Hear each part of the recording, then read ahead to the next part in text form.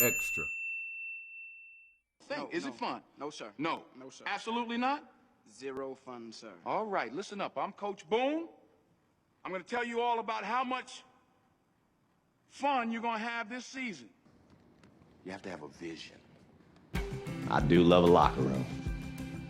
Smells like potential.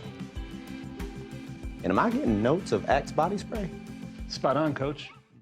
Today we start a new series of video essays where we explore mentors, advisors, masters. We discuss teachers. Teachers are the sun and water that help us grow.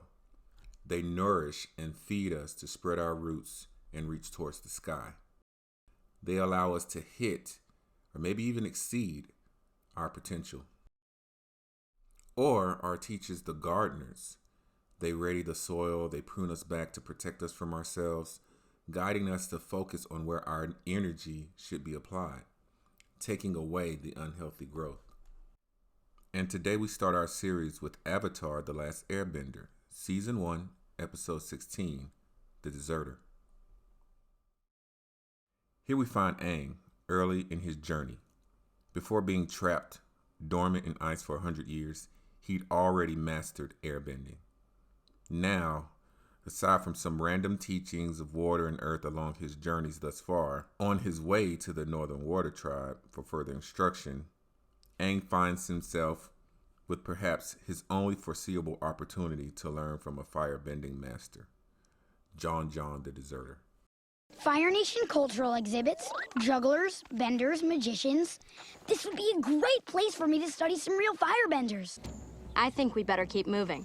I have to learn firebending at some point, and this could be my only chance to watch some masters up close. The state of the student. Coming in, we see that Aang is very eager. He's in the market. He goes to the fire festival. He sees an impressive act of firebending that enthralls him, that captivates him. And, you know, this stays with him. This is before he knows that Jeong Jeong exists, but it's fresh on his mind. We can kind of compare this to how children, teenagers can be impressed and enthralled with the final result of a professional athlete or a musician. They want to be on stage. They want to enthrall the audience. You see the 360 dunk, and sometimes the eagerness of the pupil exceeds their current skill level. Aang, you'll hurt yourself.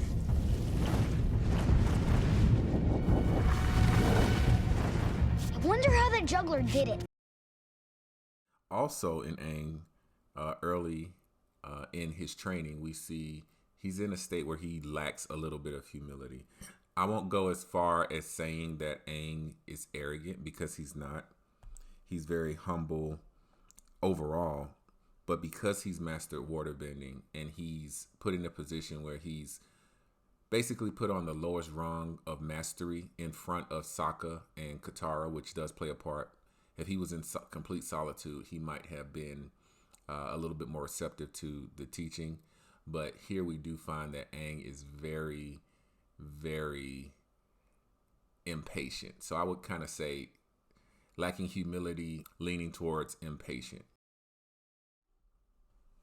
When we meet Jeong Jeong, he's unwilling, he's reluctant, he's intense, and his heart is laden with the burden of being in the war and moving on from that. His unwillingness comes with some of the lessons that he'll teach Aang later. When he first speaks to Aang, and he's, as I say, very intense, he's talking about what would a person know of their own destiny. And he also brings up the word discipline. I'm the Avatar. It's my destiny to... Destiny? What would a boy know of destiny? If a fish lives its whole life in this river, does he know the river's destiny? No! Only that it runs on and on, out of his control. He may follow where it flows, but he cannot see the end. He cannot imagine the ocean. Okay, but it's the Avatar's duty to master all of the bending disciplines.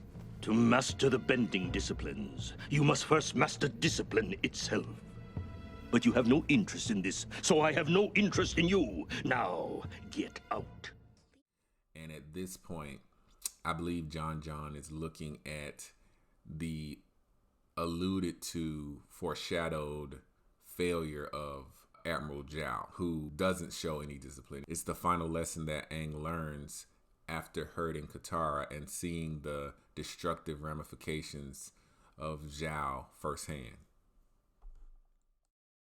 This is one of my all-time favorite episodes, and Jeong Jeong, despite the short time we have with him, is one of my favorite teachers in Avatar. He does kind of do a Mr. Miyagi wax on, wax off, paint the fence type of tutorial where the things he's showing you might seem mundane or they might seem inconsequential, especially if you're like Aang coming into the situation with a whole set of other skills. But you have to come into a new medium or a new world, a new discipline with discipline. When Jeong Jeong says that fire comes from the breath, Iroh in book 2, when he's talking to Zuko and is about to teach him lightning redirecting, which we'll definitely talk about Iroh in this series. So much we can go into with Iroh. He kind of echoes that. Aang responds to Jeong Jeong saying he already knows how to squat and breathe, which is true, but also the importance of that style and those things in developing the new style that you're trying to master. Aang wants to skip to the end where he can do fireworks. I want you to keep this flame from reaching the edges of the leaf for as long as you can. Master, there is trouble. What's going on? Concentrate on your leaf. This is the worst firebending instruction ever.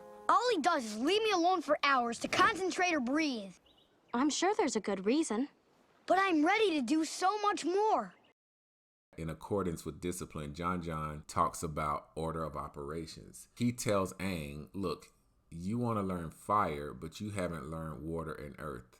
And those skills lend itself to firebending. How Iroh learned lightning redirection by studying the waterbenders, the same could be said about how fire is kind of free-flowing and can crash and can, kind of go its own way if it's not funneled, but more so with fire. And he explains it very well. And the respect and reverence of the element needs to be there, especially when it's dangerous as fire. The way he describes fire and saying that, a rock won't throw itself, but a fire will breathe and spread and go wild on its own. You have to control it. And the exercise where he asks him to hold the leaf and keep the fire from the edges as long as possible is a lesson in control.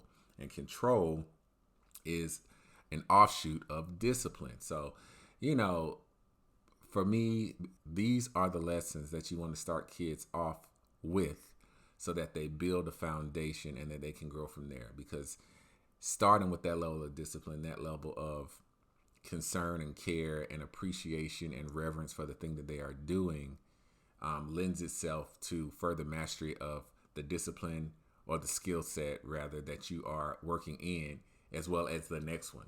People who are good at music and learning sheet music and things like that, they're not always going to be mathematical wizards, but they understand a process. They understand time. They understand numerical values and symbols in a way that makes them adaptable to learning algebra, for example.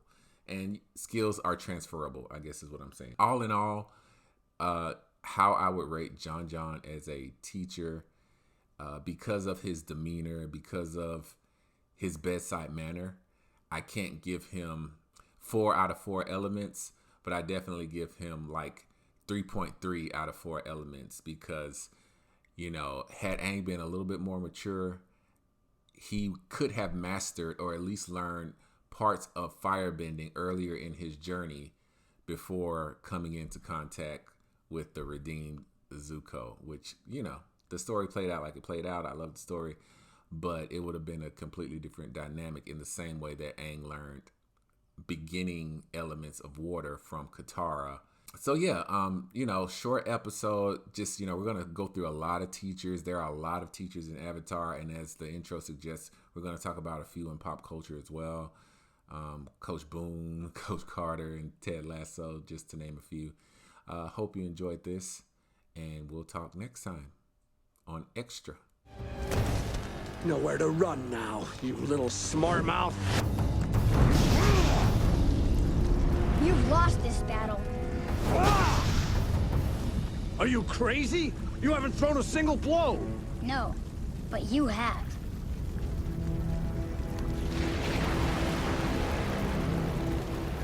Jeong Jeong said you had no restraint.